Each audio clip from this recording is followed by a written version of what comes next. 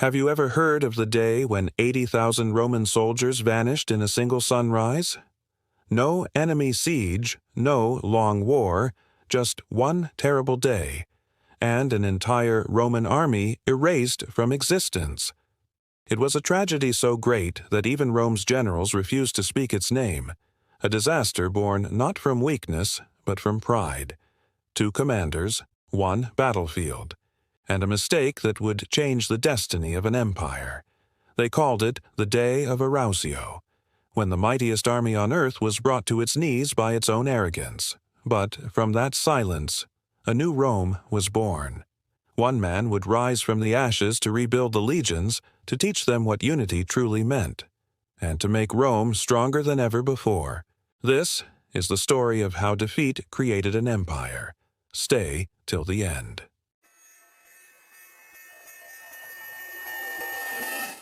The air over southern Gaul was heavy with silence, the kind that arrives before a storm. In the autumn of the year 105 before Christ, the Roman legions had gathered near the river Arausio, confident, proud, and unaware that history was about to carve their names into tragedy. At the heart of the encampment stood 2 men, both commanders, both Roman, yet divided by arrogance and pride. One was Quintus Servilius Caepio, a nobleman from one of the oldest patrician families in Rome. Proud, wealthy, and stubborn. The other, Gaius Marius Maximus, was of humbler birth, a man who had climbed the ladder of power through merit rather than ancestry. Though both shared the same red-crested helmets and the same oath to protect Rome, their hearts were set on very different things. Caepio on honor, Maximus on duty. The sun glimmered over the wide plains of Arausio, turning the tents of the Roman legions into a sea of white and red. The banners of the eagle shimmered against the morning mist. Soldiers sharpened their gladi, polished their shields, and shared laughter that echoed like music of confidence.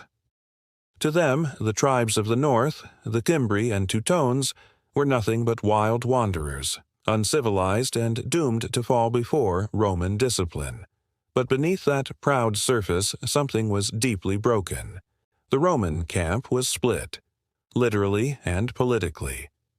Caepio, unable to accept commands from a man of lower social rank, had stationed his army across the river, away from Maximus. The divide was not just physical, it was emotional, even poisonous. Runners carried conflicting orders, scouts were ignored, and the 2 commanders refused to meet face to face. The enemy, watching from the hills beyond, saw everything. The story of Arausio is not just a tale of a battle lost. It is a lesson written in pride and blindness.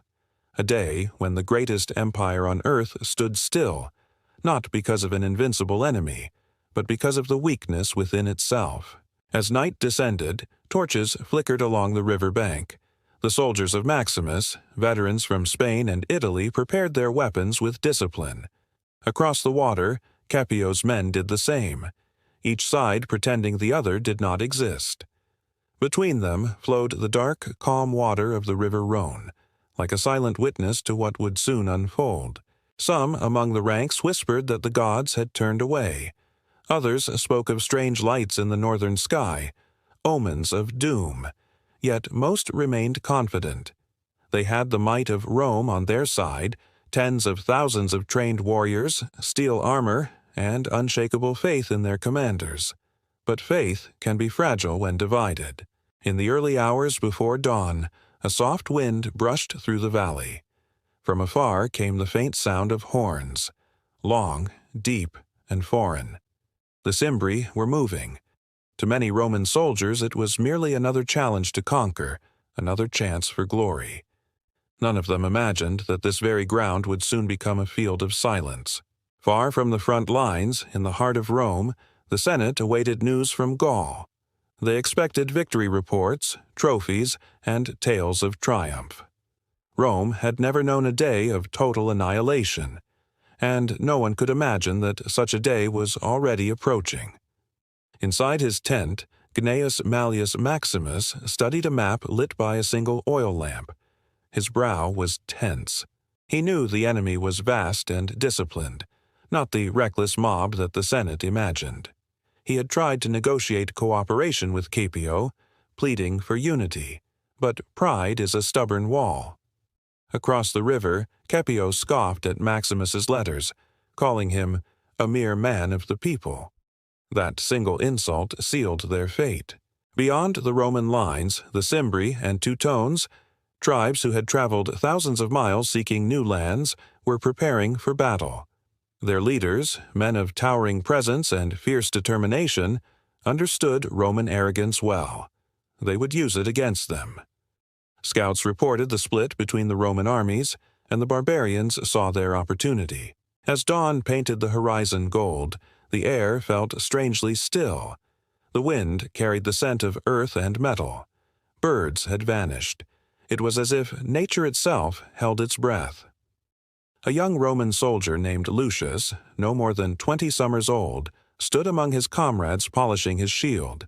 He had left his family farm near the Tiber with dreams of glory. To return home draped in laurels, a hero of Rome. He looked across the river and saw the other camp glowing in the morning light. "Strange," he whispered to a friend. "They are our brothers, yet we stand apart." That sentence would echo forever in the memory of those who survived, few as they were, for in that moment Rome was not one nation, but two armies divided by pride, and, as history would show, division within an empire can be more dangerous than any enemy beyond its borders. By the end of that fateful day, the river Arausio would witness one of the greatest catastrophes in Roman history, a day when 80,000 soldiers would vanish and Rome itself would tremble. But that is a story yet to unfold. Long before the disaster at Arausio, the Roman Republic had already begun to rot from within. To the world, Rome appeared unshakable, a city of marble and triumph, where generals returned from war parading spoils before cheering crowds. Yet behind the glittering victories and speeches in the Forum, envy and ambition brewed like a slow storm. It was the late 2nd century before Christ. Rome had conquered vast lands, Spain, Greece, North Africa, and her legions stretched from the deserts of Numidia to the forests of Gaul. But with victory came arrogance, and with power came division. The Roman Senate, once united under the ideal of serving the Republic, had become a battlefield of its own, filled with rivalries between the noble patricians and the ambitious plebeians who sought their place in history. Among the proudest of these noble houses was that of Servilius Caepio, an ancient name known for wealth and influence. Quintus Servilius Caepio, heir of this lineage, grew up in a world that whispered the word privilege like a birthright. To him, leadership was not earned, it was inherited. His ancestors had commanded armies, ruled provinces, and shaped laws. Caepio believed he was destined to do the same. Far from the marble streets of Rome, another man's story was rising. Gaius Marius Maximus, the son of a modest family. He had served as a soldier, endured hunger, hardship, and the endless march of the legions. He had climbed his way upward not by birth, but by grit. Rome, ever proud of her meritocracy, sometimes allowed men like Maximus to reach command. But to the patricians, such men were intruders, outsiders unfit to command those of noble blood. When both Caepio and Maximus were assigned to defend southern Gaul against the advancing tribes, the seeds of disaster were already planted. Two generals, two egos, two worlds colliding under one banner. The Senate expected unity. The gods, it seemed, expected otherwise. Yet the roots of the coming catastrophe lay even deeper, not just in men's pride, but in the long, grinding struggle of Rome's politics. For decades, the Republic had been shaken by social tension. The Gracchi brothers, reformers who had tried to give land back to the poor, had met their ends in the violence of political hatred. Their deaths left deep scars in Roman society. The Senate feared reform. The people demanded justice. Ambition became the language of survival. Every general now sought personal glory, not service to the state. This fever of ambition infected every level of command. To lead a legion was no longer to serve Rome, it was to build one legacy. And in the year 105 before Christ, that hunger for recognition would clash headlong with the discipline that once defined the Republic. Meanwhile, in the far north, the world was shifting. The Cimbri and Teutones, great migratory tribes from lands beyond the Alps, had begun their long journey south. Driven by famine, harsh winters, and the search for fertile land, they had crossed rivers and mountains with their families, wagons, and herds. To them, Rome was not a prize of conquest but an obstacle to survival. For years they had tested Roman defenses, sometimes fighting, sometimes retreating. The Romans had underestimated them, thinking of them as wanderers, not realizing they were facing an entire people on the move. These were not mere raiders, but nations traveling with everything they owned, their determination forged by necessity. When word reached Rome that tens of thousands of these tribes had gathered near the borders of Gaul, the Senate acted swiftly. They could not risk another embarrassment after previous defeats. They sent 2 armies, one led by Scipio, another by Maximus, to meet the threat. But unity did not follow. The Senate, divided by class, had given both men overlapping authority. Neither wished to serve under the other. Rome, in her arrogance, had created a system where pride could override sense. Back in Rome, rumors began to spread. Some senators whispered that Scipio had been sent to watch Maximus, to make sure a man of the people did not win too much glory.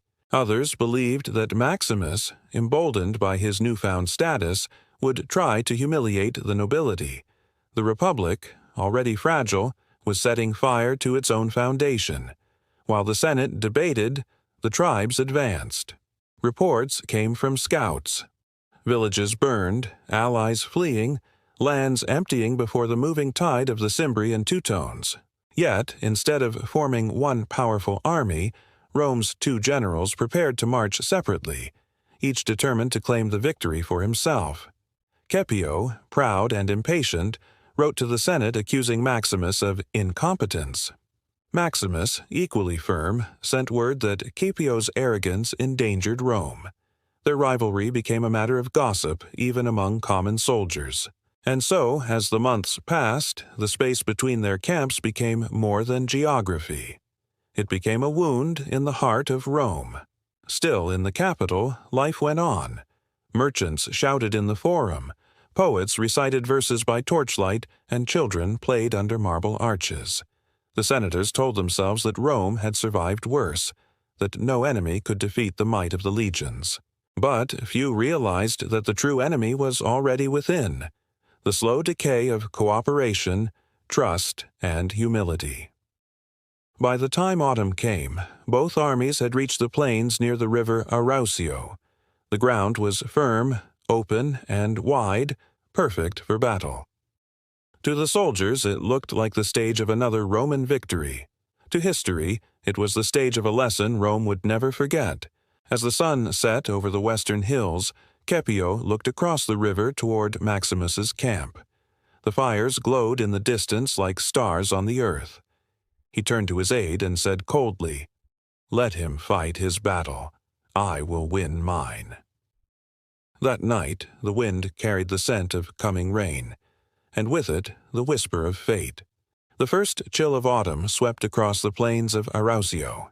Morning mist drifted low over the river Rhone, curling like pale smoke between the Roman camps. On one side stood the legions of Gaius Marius Maximus, organized, disciplined, and anxious. On the opposite bank, Quintus Servilius Scipio's men pitched their tents in neat rows, confident and proud. Between them flowed not only a river, but the weight of Roman pride. For weeks the enemy had been watching. High in the hills beyond, the Cimbri and Teutones, tall, fierce people from the far north, had built their own encampment. Their scouts had counted the Roman banners, studied the distance between the 2 armies, and seen the weakness in their division. The tribes had crossed mountains and rivers to reach this land, not seeking war, but safety. Yet every time they met Rome, War was what they found. The Romans, too, had grown restless. The soldiers of Maximus were frustrated that Scipio refused to cooperate, while Scipio's men mocked Maximus's authority. Around campfires, whispers spread like sparks in dry grass. "Why do we fight apart?" some asked. "Because our generals fight each other," others replied. Even the omens seemed uneasy. The sky glowed red at dusk, the winds changed direction without warning, and the cries of ravens echoed over the fields. To the superstitious Roman mind, these were warnings, signs that the gods were watching with disapproval. Inside his tent, Maximus studied the maps once more. He was a practical man, not easily swayed by omens, but even he felt the tension pressing down like a weight. "If we do not unite," he told his officers, "we will face disaster." His aide nodded. "Shall we send another message to Scipio?" Maximus hesitated, then sighed. "Yes, one last attempt." Across the river, Scipio received the letter in silence. He read it slowly, the light of his oil lamp flickering across the parchment. Then, without a word, he folded it and set it aside. His face was calm, but his pride burned beneath the surface. "Tell him," he said to his messenger, "that Rome does not need lessons in leadership from men like him." The messenger hesitated, then saluted and left. Scipio turned toward his officers and declared, "Tomorrow we will engage the enemy ourselves. Let Maximus watch from his camp if he dares." Outside, the night wind grew colder. By dawn, the valley stirred with motion. The sound of horns rolled across the plain, long and deep. The Cimbri had begun to move. From his high vantage point, Scipio saw the great tide of people. Wagons, horses, warriors carrying long spears, women and children among them. It was not the sight of an army, but of a nation on the march. Yet Scipio saw only weakness. "They are nothing but wanderers," he said. "We will scatter them before noon." His men cheered, encouraged by their commander's confidence. Armor gleamed beneath the rising sun, standards fluttered, and the Roman drums thundered like distant storms. Scipio's forces marched toward the enemy, their shields raised, their hearts steady. Across the river, Maximus watched with disbelief. He had ordered his men to stay put, to wait until the two armies could fight together. But now he saw Scipio's legions advancing alone, crossing the open plain toward an enemy that outnumbered them several times over. An officer turned to him anxiously. "Should we follow, sir?" Maximus's jaw tightened. "If we cross now, the river will slow us. We'll reach them too late. We can only pray he sees reason." But reason had already vanished. As Scipio's troops drew near the enemy lines, they saw something that made even seasoned veterans falter. The hills beyond seemed alive, a sea of movement, shields flashing, horns blaring. The Cimbri and Teutones were not disorganized raiders but an immense host, their formation stretching as far as the eye could see. For the first time, doubt flickered in Scipio's eyes. Yet pride would not let him retreat. He raised his sword high and shouted, "Forward for Rome!" The Romans advanced, shouting their battle cries. The air filled with the thunder of feet, the clash of metal, and the roar of voices echoing across the plain. But the Cimbri did not break. Instead, they surged forward with terrifying discipline, closing ranks like a living wall. From across the river, Maximus's soldiers stood in stunned silence. They could hear the distant clash but could not reach their comrades. Some begged to cross and help, others froze, unable to believe what they saw. Maximus gave the order to prepare for defense, fearing the worst. The battle swelled through the valley, a tide of chaos that neither general could control. And as the sun climbed higher, a strange stillness fell over the land. The outcome was already written, though few could yet see it. By midday, smoke began to rise on the horizon. Messengers rushed to Maximus's camp, their faces pale. "Scipio's line has broken," one shouted. "They are retreating." Maximus closed his eyes. He knew what would follow. The enemy would not stop. They would pour across the river, chasing the fleeing soldiers straight into his own unprepared ranks. What had begun as arrogance was about to become catastrophe. He turned to his men and spoke with calm determination. "Stand firm. Rome depends on us." Yet, even as he spoke, he knew that the day was already slipping beyond his grasp. By evening, the valley of Arausio lay under a gray, trembling sky. The smell of smoke hung in the air, and the sound of distant horns echoed through the fading light. The once proud legions of Rome were scattered, their camps abandoned, their banners lost. That night, as darkness fell, Maximus stood by the riverbank, staring into the black water. The reflection of the moon rippled on the surface, distorted and uncertain, like the fate of Rome itself. Behind him, the survivors whispered in fear, not only of the enemy but of what awaited them in the capital when word of this disaster reached the Senate. Far to the north, the Cimbri and Teutones gathered around their fires, silent and thoughtful. They had not sought glory, only a place to live. But now they held the victory that would shake the greatest empire in the world. The storm had come, and it had only begun.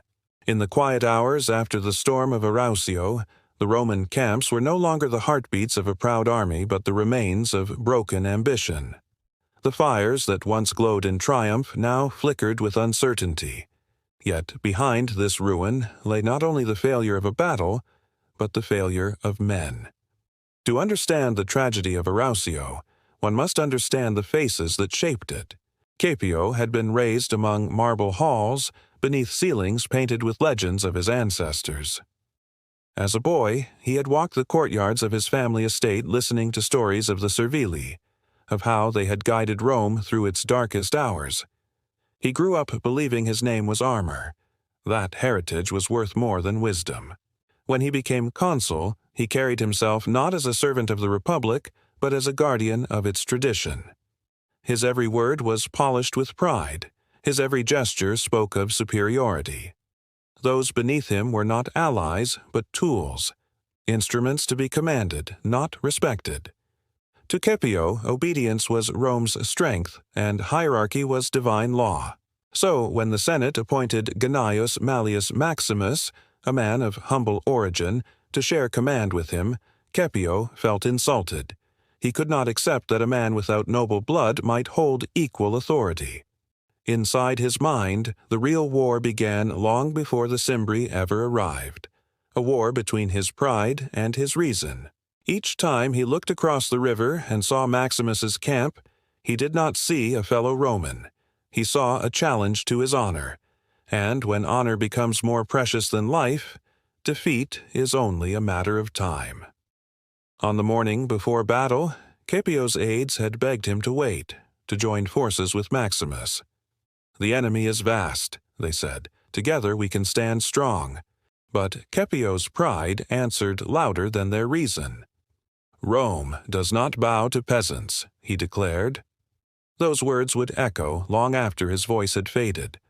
Maximus was everything Caepio was not: patient, cautious, and aware of the weight of command. He had once served as a foot soldier, marching through dust and rain, sharing bread with the very men he would one day lead. He knew their fears, their hopes, and their strength. His rise to power had been slow and hard-earned. To reach the rank of consul as a man of humble birth was rare in Rome. Some called it destiny, others an offense to tradition. Maximus ignored the whispers. He served Rome with steady loyalty not for glory, but for duty. Yet, when he was assigned to share command with Caepio, he sensed danger, not from the enemy, but from within. He tried to bridge the gap, sending letters of cooperation, offering plans of defense, even inviting Caepio to a joint council. Each attempt was met with silence or scorn. Maximus's heart carried a quiet sorrow. He did not seek personal fame. He sought victory for Rome. But he also knew that pride is heavier than steel. Once it hardens, it cannot bend. When Caepio advanced alone into the valley, Maximus felt helpless, trapped between obedience to order and the need to save his men. He stayed behind, waiting for the right moment to strike together. But fate did not wait. By the time he saw the enemy's dust rising in the distance, the tragedy had already begun.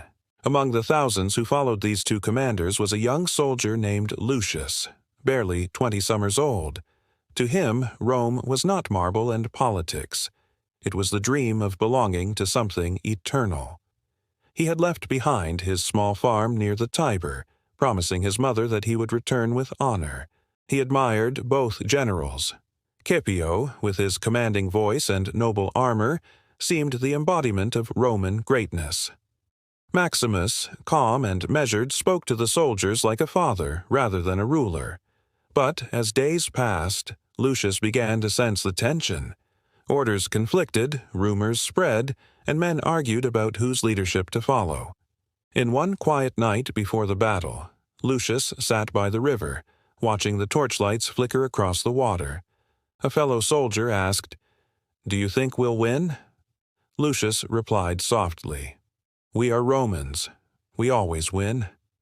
But his voice wavered, because even then he could feel the unease that hung in the air like mist before a storm. When the horns of battle sounded the next morning, Lucius raised his shield and followed his comrades into the field. He did not know that the fate of the Republic rested on the choices of two men, one blinded by pride, the other bound by restraint. Far away in the marble halls of Rome, senators argued and boasted, unaware of the danger that their pride had created.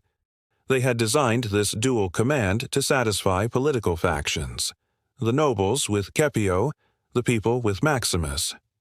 Yet by trying to please both, they had doomed both. When the first reports arrived that the two generals refused to cooperate, the Senate hesitated. Some called for recall. Others dismissed the warnings. "Our legions will prevail," they said. "They always do." But Rome's confidence had become arrogance. No one in the Curia could imagine that, beyond their walls, two entire armies were about to vanish. As the sun set over the plain, Maximus stood silently outside his tent. He knew what was coming. He could feel it in the tremor of the ground, in the uneasy rhythm of his soldiers' breathing. He looked toward the faint glow of Scipio's campfire and whispered, "May the gods protect us both." In another tent across the water, Scipio polished his sword, gazing at its reflection as though it could mirror his destiny. "Tomorrow," he murmured, "Rome will remember my name." And Rome would, but not as he imagined. For when pride commands and humility is ignored, even the strongest empire can stumble. And as dawn approached, the fate of tens of thousands rested on two men who no longer spoke. The plains of Arausio were silent. Where once banners had fluttered proudly, now only the wind moved, whispering through the empty shields and trampled earth. The river Rhone flowed quietly, carrying away the remnants of a day that would haunt Rome for generations. By the time the sun rose again, the news had already begun its journey south. Riders galloped through the roads of Gaul, their faces pale, their words trembling. "The armies are gone," they said. "Rome has fallen in Gaul." And though the distance between Arausio and Rome was great, fear traveled faster than horses. In the capital, the Forum Romanum was alive with routine when the first whispers arrived. Merchants shouted, children played, senators debated, all unaware that beyond the northern horizon an empire had been shaken.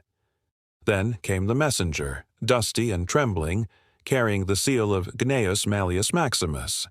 He spoke before the Senate, his voice breaking. "The legions are lost. The enemy swept the field. Neither general stands victorious." At first, silence. Then disbelief.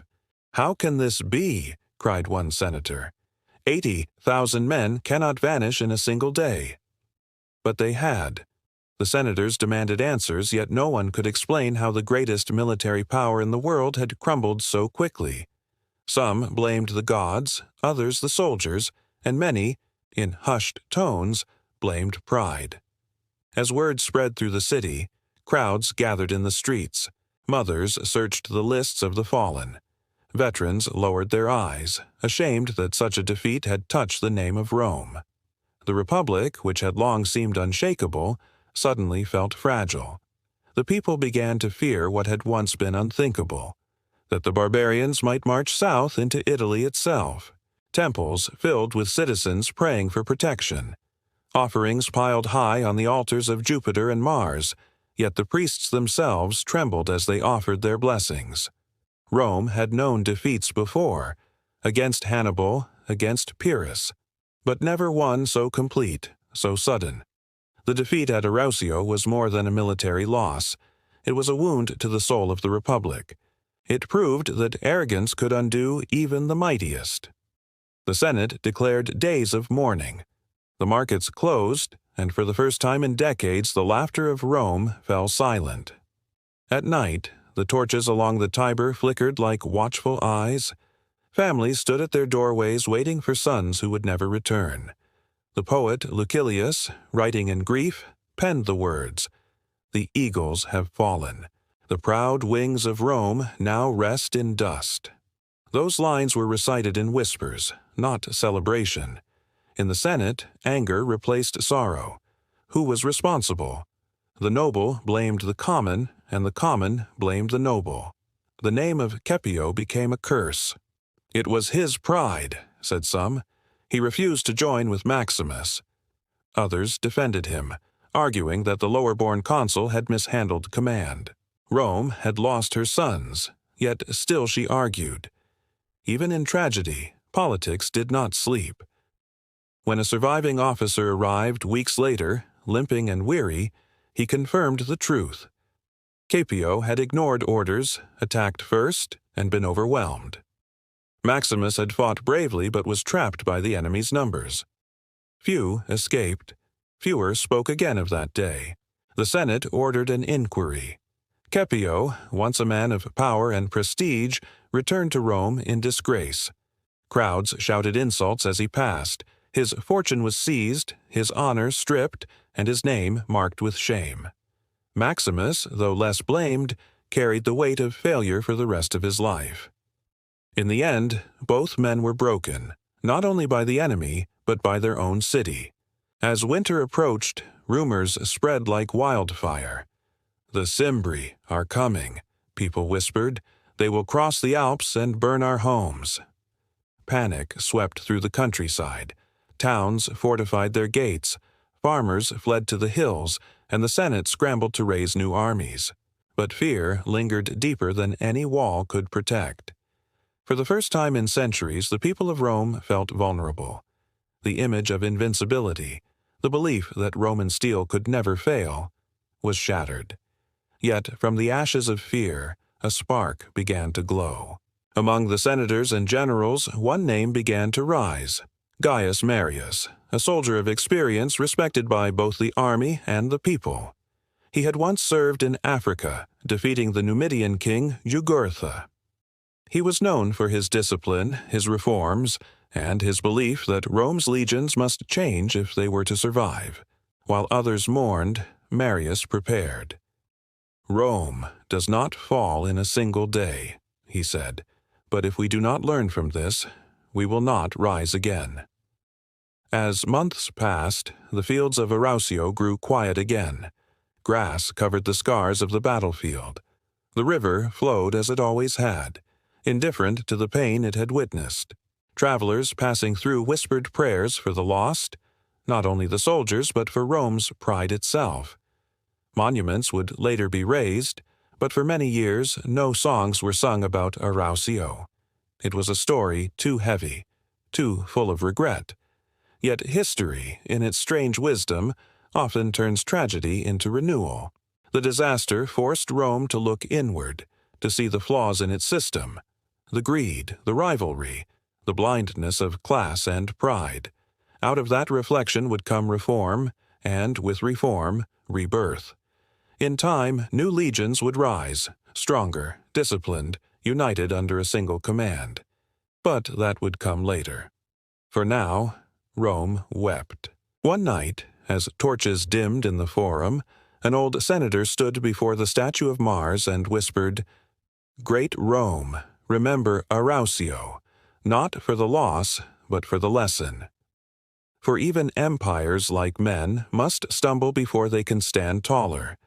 And though the ghosts of Arausio would never fade, they would guide the hands of those who came after, toward the dawn of a new Rome." The smoke of Arausio still lingered in the minds of Rome. Months had passed, but the Republic felt no peace. It was as if the earth itself had grown silent after the storm, waiting for something or someone to restore balance. In every corner of the empire, the same question echoed. Who would lead Rome now? The Senate was divided. The old aristocrats whispered among themselves, clinging to tradition, while the common people demanded action. The Cimbri and Teutones, those mysterious tribes from the cold north, still roamed freely, untouched, preparing for another descent into Roman lands. Fear had taken root in the heart of the Republic. Farmers refused to till their fields near the borders. Traders abandoned the northern roads. Even the soldiers, once proud of their armor and discipline, hesitated when they heard the word Arausio. The once mighty Rome now looked inward, not with pride, but with doubt. And then, from the shadows of defeat, one name began to rise like the sun after a long night: Gaius Marius. Marius was not born of noble blood. He was the son of a farmer from Arpinum, a man who had earned his way into Rome's highest ranks through courage and skill alone. Years earlier, he had won fame in Africa, defeating King Jugurtha and ending a war that had drained Rome's patience and treasury. But Marius was not like the proud senators who filled the marble halls. He spoke plainly, worked tirelessly, and believed that Rome's strength lay not in titles, but in her people. When word of Arausio reached him, Marius was serving as consul. The Senate hesitated to act, paralyzed by fear and division, but the people looked to him. "If anyone can save Rome," they said, "it is Marius." So, the Republic turned once more to the man of the people, the soldier who had walked among his men and shared their hardships. Marius saw the truth that others could not. Rome's army had grown proud and rigid. The legions were filled with men of property, landowners who could afford armor, horses, and weapons. But the poor, the countless laborers and peasants, were forbidden from serving. How, Marius asked the Senate, can we call ourselves a republic if we deny the people the right to defend it? The old senators protested. "It is tradition," they said. "Only men of land can fight for Rome." But Marius refused to bend. He saw that the legions needed more than noble names. They needed numbers, unity, and purpose. He opened the gates of the army to all citizens, rich and poor alike. For the first time, the destitute could join the ranks, earn pay, and one day receive land in reward for their service. This was the Marian reform, a transformation that would reshape not only the Roman military, but the Republic itself. Under Marius, discipline returned to the legions. He trained his soldiers not as individuals, but as one body, one heartbeat. They marched farther, carried heavier packs, built their own fortifications, and learned to fight with precision. The soldiers came to call themselves mules of Marius, proud of their endurance and strength. Where other generals sought comfort, Marius walked among his men, ate the same meals, and slept under the same stars. His presence turned fear into faith. At night, by the campfires, he reminded them, "You are Rome now. The walls of the Republic stand upon your shoulders." And in those quiet moments, the spark of Arausio, the humiliation that had once burned them, began to turn into steel. When spring came, the legions of Marius marched once more into Gaul. Their armor shone, their banners gleamed, and their hearts beat with purpose. From the watchtowers of southern Gaul, citizens saw them passing. Thousands upon thousands of men, moving in perfect rhythm, carrying the hope of an entire nation. Mothers whispered prayers. Old veterans saluted. The people began to believe again. The Cimbri and Teutones still roamed the frontier, vast and confident after their past victory. But what awaited them now was no longer the divided, uncertain army of Arausio. It was something new, something Rome had not seen for generations, an army reborn through discipline, unity, and resolve. Still, Marius never forgot the ghosts of Arausio. Each decision he made, each reform he crafted, carried the echo of that tragedy. He once said to his closest officers, "Those who perished at Arausio did not die in vain. Their loss was the price of our awakening." He honored their memory not with monuments, but with victory, the kind born from wisdom, not arrogance. Through his leadership, Marius not only restored Rome's strength but redefined what it meant to be Roman. As the sun rose over the camps of Marius, the crimson light fell upon the polished shields of his soldiers. Each man stood ready, not for glory, not for riches, but for something greater, redemption. Rome had stumbled, but she had not fallen. Out of pride came humility. Out of defeat, rebirth. In that dawn, standing before his men, Marius raised his hand and declared, "Today we march not for vengeance but for Rome herself. Let the world remember. Rome learns, Rome endures, and Rome rises again." The soldiers roared in reply, their voices echoing across the plains like thunder. And somewhere, far beyond the mountains, the wind carried their vow. A vow that would soon shape the fate of empires. The year had turned once more, and the fields of Gaul were green again. But for Rome, those lands were no longer the edge of the world. They were the edge of redemption. The tragedy of Arausio still haunted the Republic like a shadow, but from that shadow now rose a new light. The disciplined legions of Gaius Marius. They did not march for conquest, nor for gold. They marched for something deeper, the honor of their fallen brothers and the soul of Rome itself. From the southern provinces, the Roman legions advanced. 6 legions strong, they moved in unison, their red banners rippling against the gray sky. Each man carried his armor, his tools, and the weight of history upon his shoulders. Villagers along the way came out to watch. They saw not the weary remnants of Arausio's defeat, but soldiers reborn, cleaner, stronger, eyes steady with purpose. Old veterans whispered to one another, "They are not the same men. They are Marius's men." Each night, fires lit the horizon like stars fallen to earth. The soldiers sang not of glory, but of duty. They had learned that Rome's greatness did not come from pride, but from perseverance. And far to the north, the tribes of the Teutones and Cimbri stirred, mighty nations of wanderers, their camps stretching for miles across the plains. They had defeated Rome once and believed no army could stop them again. But they had never faced Marius. When the scouts returned, Marius stood overlooking the river valley that separated his army from the Teutones. His officers gathered, waiting for orders. He spoke calmly, his voice low but firm. "The men we face are fierce, but they fight with fury, not with order. We will not match their rage. We will break it." He ordered the legions to dig trenches, build fortifications, and secure every path of approach. Days turned into weeks, and the Teutones grew impatient, shouting challenges across the river. Marius ignored them. He knew that patience was Rome's sharpest weapon. Then, one dawn, the tribes began to move. Vast columns of warriors, their chariots rumbling, their horns echoing across the valley. The earth seemed to tremble beneath their march. Marius looked upon them and said softly to his aides, "Let them come. The hour of Arausio is at hand." The battle that followed would be remembered for centuries.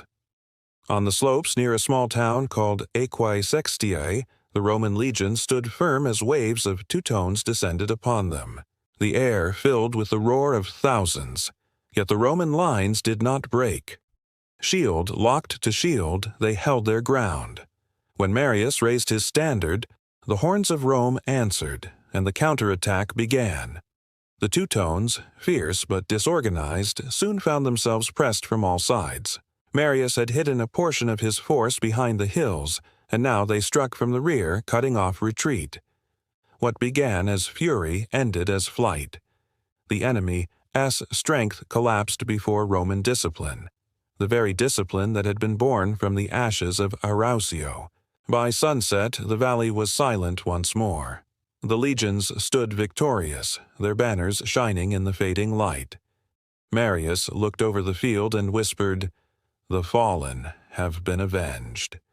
But the triumph was not yet complete, for beyond the Alps the Cimbri still remained, vast, unbroken, and moving southward toward Italy itself.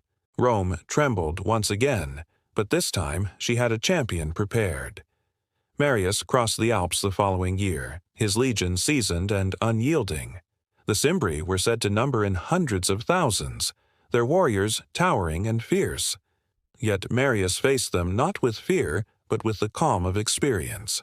He studied their movements, waited for the right moment, and chose the plains near Vercellae as the ground upon which Rome's destiny would turn.